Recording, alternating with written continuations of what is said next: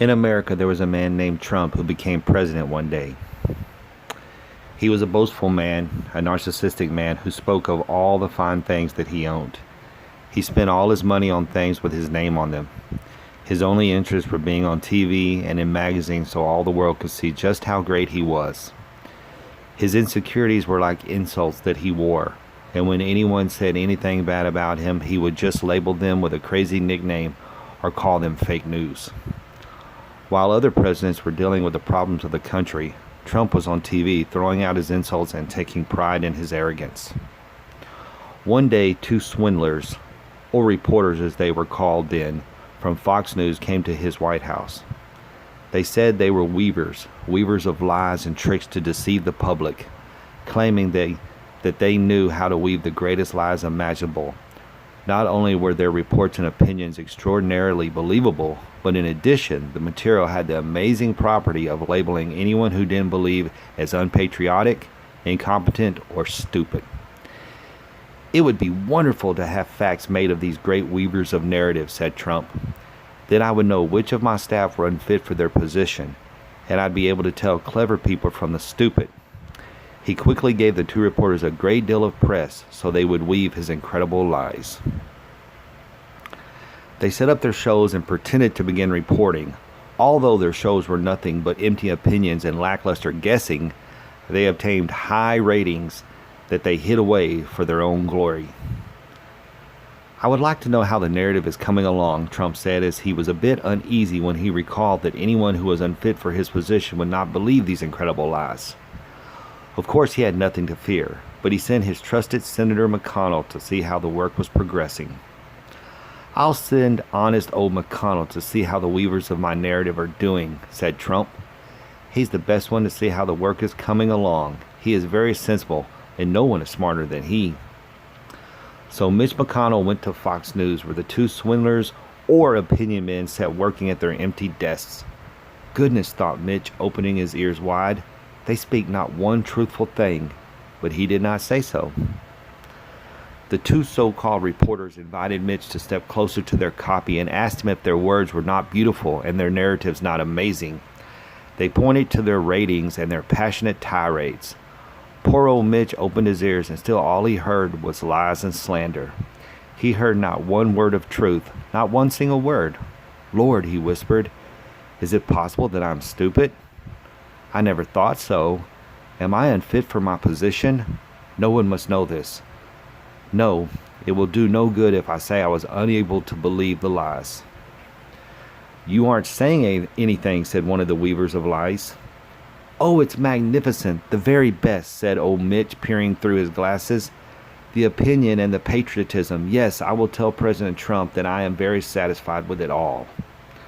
That makes us very happy, said the two weavers of lies, and they called the opinion and falsehoods by name. Old Mitch listened closely so that he would be able to say the same things when he reported back to President Trump, and that is exactly what he did. The weavers of the lies now wanted better ratings and book deals and big contracts to hide away as they continued to work and lie to the entire world.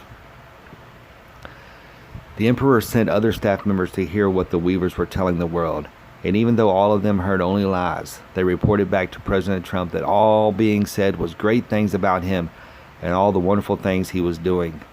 President Trump was so happy that he awarded both of the weavers of lies medals of true patriots of his kingdom.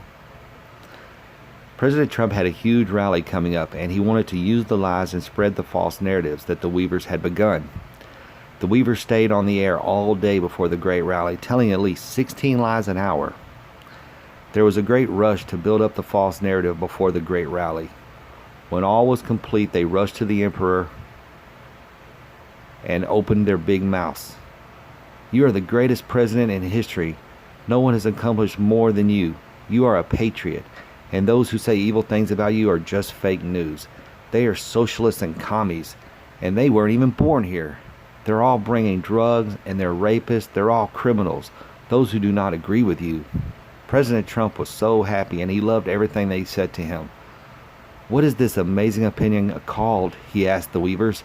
Propaganda, they both said in unison. So President Trump took off his clothes and wrapped himself in the lies of the weavers. the propaganda they spread and the lies they told. He wrapped himself in the American flag and the greatness of his office and the principles for which it stood. But built on a foundation of lies, all that he wore was nothing but insecurities and outright lies, causing him to be much nude before the world. So, if I say this is all fake news, the people will cheer.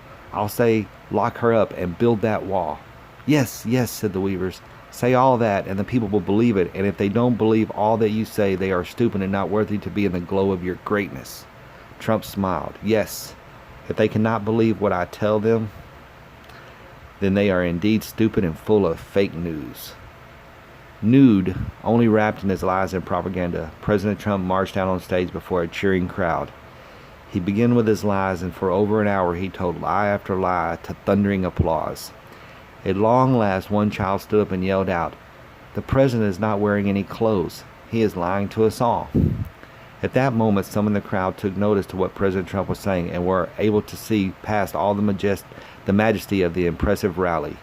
He is naked before the country. All that he is saying is conjecture and slander. President Trump shuddered, for he knew that they were right, but he thought the rally must go on, and so his lies became ever greater and his slander even more despicable and deplorable. He spoke even more boastfully as his base cheered on, hanging on every patriotic feeling and nostalgic memory that just wasn't real.